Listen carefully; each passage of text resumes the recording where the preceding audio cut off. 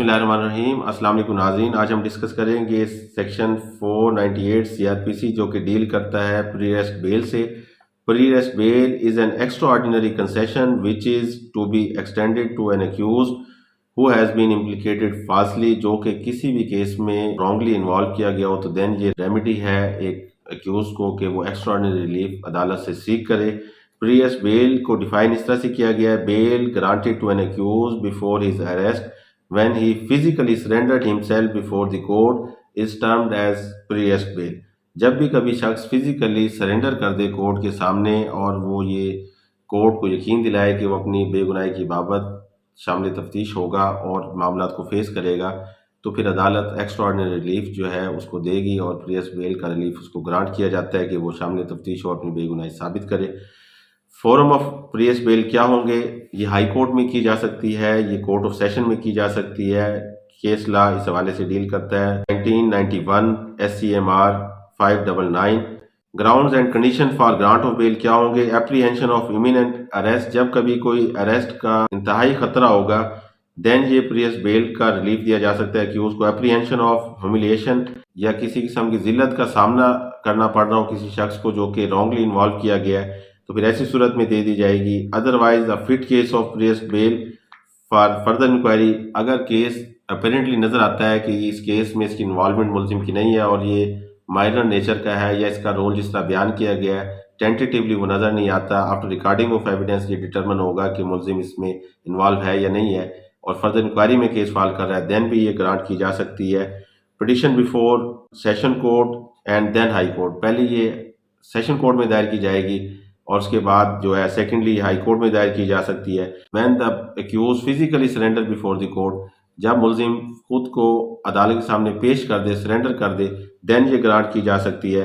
Unjust harassment and malafide and ulterior motive on behalf of prosecution and police, motive and ill will, ये तमाम के तमाम वो grounds हैं जब किसी भी मुलजिम के अगेंस्ट कोई भी क्रिमिनल केस रजिस्टर्ड होगा और ये ग्राउंड्स उसमें फॉल कर रहे होंगे, तो फिर मुलजिम को प्री-अरेस्ट बेल का रिलीफ अदालत देगी और ये कानून ने उसको ये प्रिविलेज दिया कि एक्स्ट्राऑर्डिनरी रेमेडी ऐसे मुलजिम को ग्रांट की जाएगी। Grounds of refusal of pre arrest bail क्या हो सकते हैं? जब मुलजिम हैबिचुअल ऑफेंडर होगा, प्रीवियसली कन्विक्टेड होगा, लाइकलीहुड ऑफ एब्सकॉन्डेंस, अगर उसके भागने का खतरा होगा, apprehension of tampering the evidence of prosecution, ये वो तमाम ग्राउंड्स हैं जब प्री-अरेस्ट बेल जो है वो कैंसिल कर दी जाएगी। अगर हम ये देखते हैं आफ्टर बेल जो है वो सेक्शन 496 497 इस वाले से डील करता है सीआरपीसी का। Bail is a statutory concession given to an accused under CrPC. Relevant provision जो है सेक्शन 496 497 इस वाले से डील करता है। Definition of bail described in Black's law dictionary: bail is a release of person from the custody of police and delivering into the hands of the surety who undertakes to produce him in the court whenever required to do so। दो तरह के cases में जमानत दी जा सकती है। Bailable offences में 496 के तहत बेल दी जा सकती है और 497 नॉन बेलेबल ऑफेंसेस से डील करता है। बेलेबल ऑफेंसेस में कब बेल दी जाएगी? As a matter of right bail grant की जा सकती है। Authority to grant bail in bailable offences, court of law bail दे सकती है। Officer in charge of police station ये बेल ग्रांट कर सकता है। An officer of the court, कोई भी ऑफिसर ऑफ द कोर्ट जो है वो बेल ये ग्रांट कर सकती है। Condition for grant of bail: bailable offence होंगे person arrested and detained without warrant, कि उसको विदाउट वारंट अरेस्ट किया गया होगा। Appear or brought before court, जब कोई शख्स कोर्ट के सामने रूबरू पेश कर दिया जाए in order to answer to a process issued by the court, ऐसे हालात में अदालत बेल ग्रांट कर सकती है। एक्सेप्शन है इसकी, इस रूल की, कि बेलेबल ऑफेंसेस में कब बेल ग्रांट नहीं की जाएगी।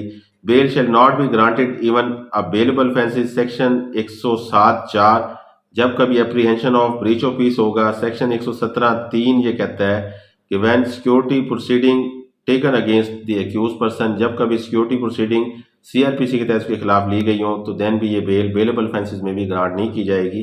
Grant of bail in non bailable offences: classes of non bailable offences not punishable with death, life और इम्प्रिजनमेंट फॉर 10 ईयर। अगर किसी जुर्म की सजा इस तरह से हो तो grant of bail is a rule and refusal is an exception but it can not be claimed as a matter of right. 2002 SCMR page 442 ये एक जजमेंट है जो इस रूल को एक्सप्लेन करती है offence punishable with death imprisonment for life और 10 year. General rule ये है कि bail shall not be granted in such cases, ऐसे ऑफेंसेस जिनमें डेथ या लाइफ या 10 ईयर से ज़्यादा सजा है बेल ग्रांट नहीं की जाएगी। इस रूल की एक्सेप्शन है, अदालत इन केसेस में भी जमानत दे सकती है और प्रोसिक्यूशन नोटिस जारी करेगी कि मुल्जमान की जमानत क्यों कर ना ली जाए। कि जब कभी 16 साल उम्र हो मुलजिम की, बेशक उसने डेथ का केस हो, लाइफ का हो या 10 ईयर का हो, औरत है इस किसी केस में इन्वॉल्व, कोई ऐसा शख्स जो कि कमज़ोर है, बीमार है या माजूर है किसी भी लिहाज से, ऐसे शख्स को भी डेथ, लाइफ और 10 ईयर वाले केसेस में ज़मानत दे दी जाएगी। लेकिन इसके लिए प्रोसिक्यूशन को नोटिस किया जाएगा कि इनकी ज़मानत अगर खारिज की जाए तो क्या ग्राउंड्स हो सकते हैं इनकी बेल खारिज करने के, क्योंकि इनको भी कानून एक्स्ट्राऑर्डिनरी रिलीफ देता है। Cases when court shall grant bail as a matter of right, cases of further inquiry अगर होंगे तो 497 के तहत अदालत as a matter of right भी बेल दे सकती है। मीनिंग ऑफ फर्दर इंक्वायरी क्या होगा?